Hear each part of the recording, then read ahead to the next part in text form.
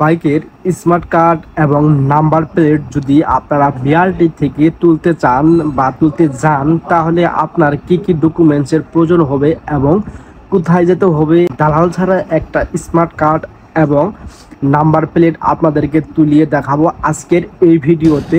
এই মুহূর্তে আছি শেরপুর পুরাতন বাস স্ট্যান্ড। হয়তো বিআরটিতে পৌঁছাতে এখন সর্বোচ্চ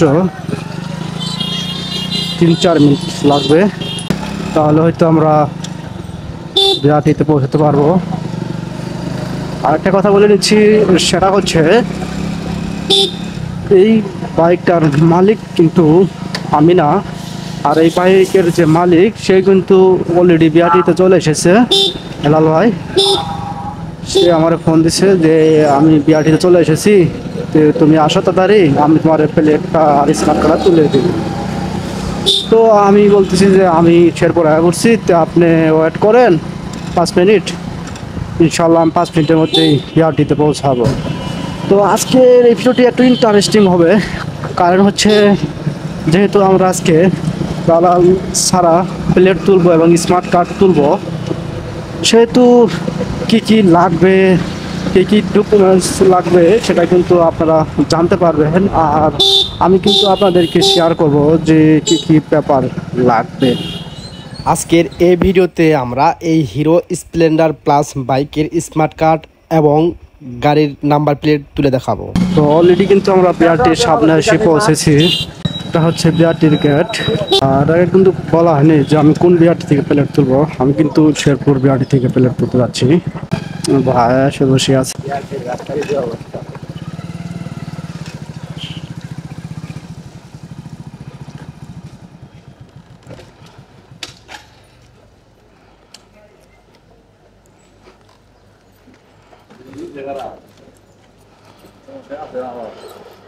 হ্যাঁ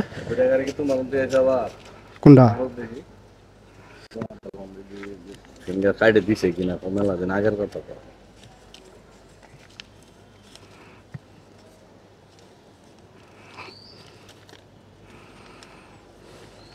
ফটো করি লাগবে করে ফটো করি না।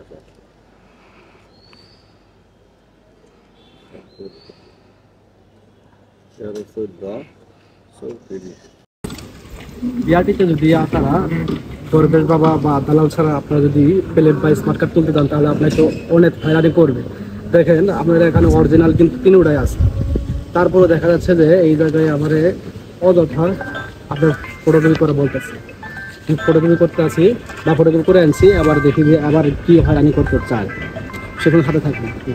অলরেডি গাড়ির নাম্বার প্লেটের সকল পেপার জমা দিয়ে কিন্তু আমরা অফিস থেকে বের হয়ে গাড়ির কাছে আসতেছি।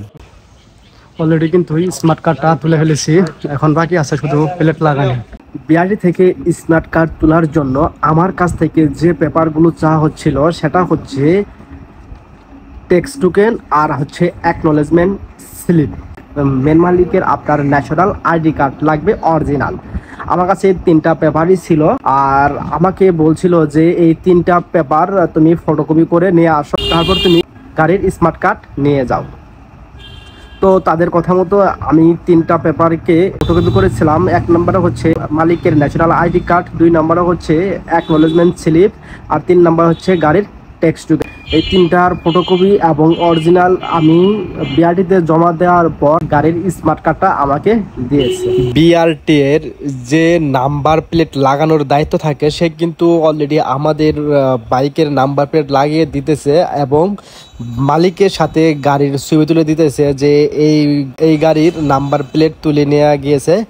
আর এটা কিন্তু আমাদের হাতে দিয়েছে যে তুমি গ্যারেজ থেকে লাগিয়ে নিও, আর যার ফলে আমরা কিন্তু এটা হাতে নিয়েই অলরেডি চলে আসতেছি।